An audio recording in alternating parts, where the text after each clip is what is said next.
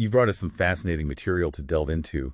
This time it's a conversation about Ayatul Kursi. That's right, verse 255 from Surah al-Baqarah. The source is a discussion from Exploring the Quran.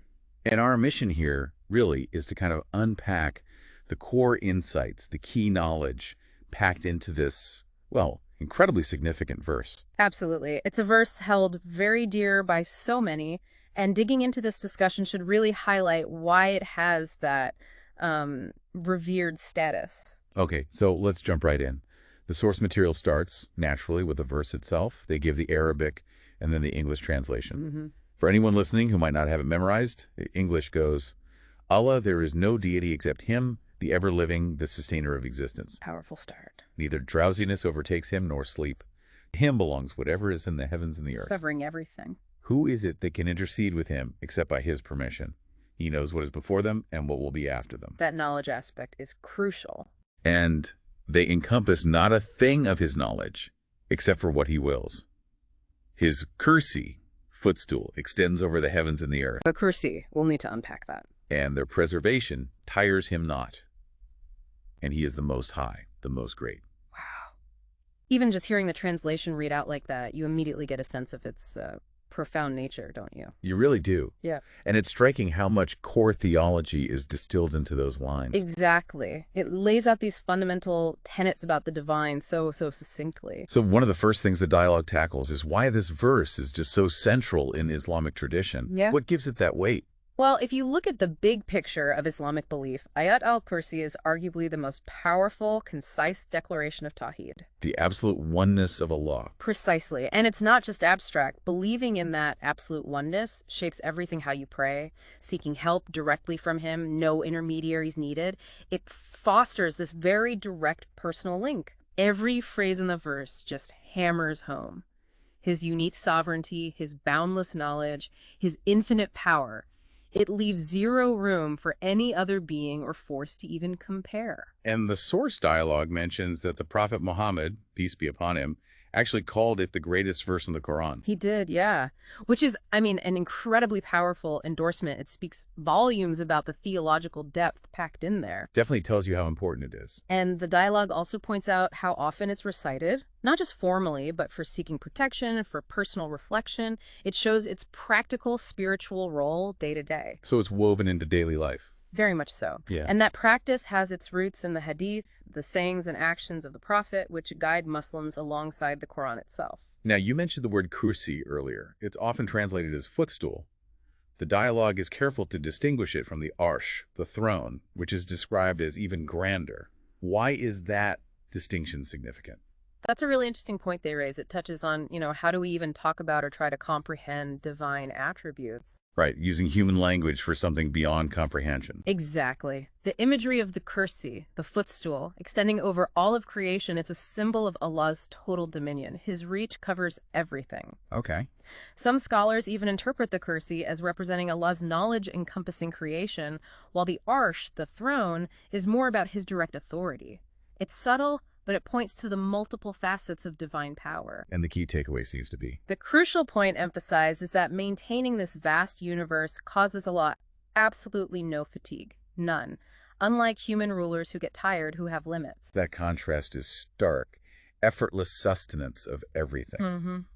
A very powerful idea. So understanding this immense power, this timelessness, how does that connect to the everyday practice for Muslims?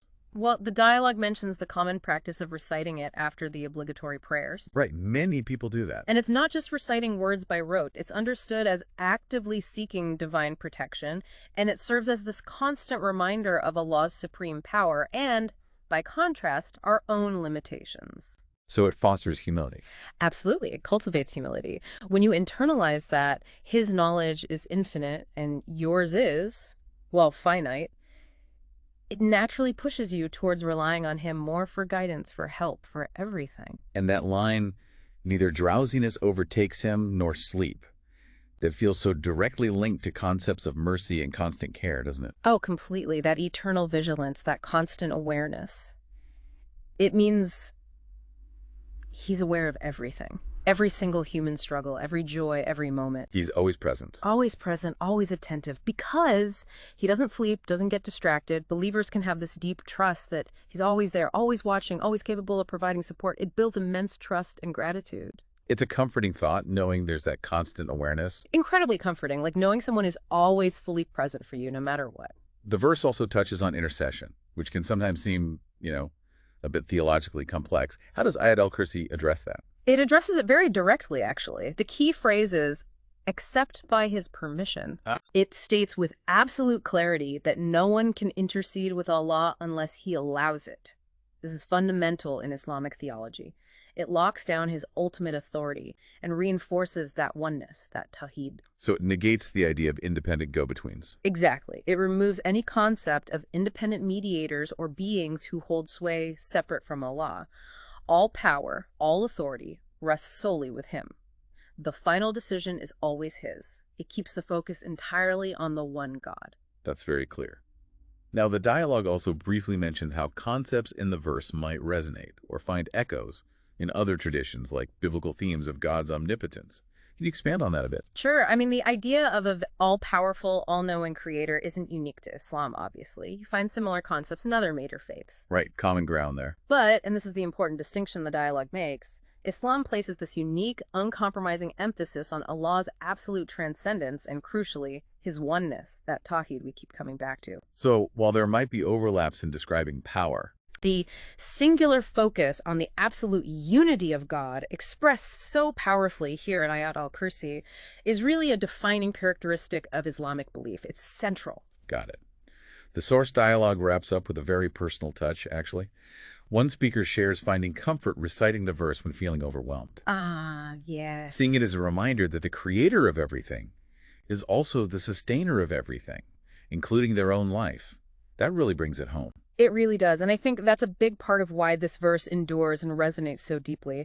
It's not just high-level theology. It's a practical source of personal strength and solace. Right. When things feel too big to handle. Exactly. Realizing that the being who created the entire cosmos is also intimately involved in sustaining your life moment by moment.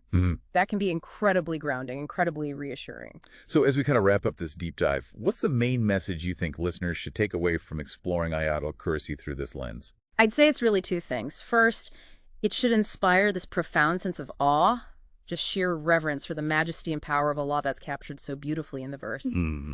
Awe. And second, alongside that awe, it should cultivate a deep, unwavering trust. Trust in his constant presence, his eternal vigilance, his ultimate authority over all things. It's a powerful reminder of who he is and our reliance on him. The dialogue definitely encourages reflecting on all the different layers packed into this one verse, which sounds like excellent advice. It really is.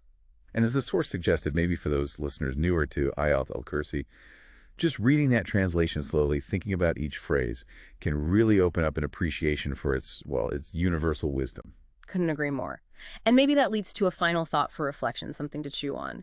How does really internalizing Allah's constant awareness, his limitless power, how does that actually shape your own sense of responsibility, your free will, the choices you make every day, knowing you're always within his sight? That's a powerful question to leave our listeners with. Something to definitely think about further.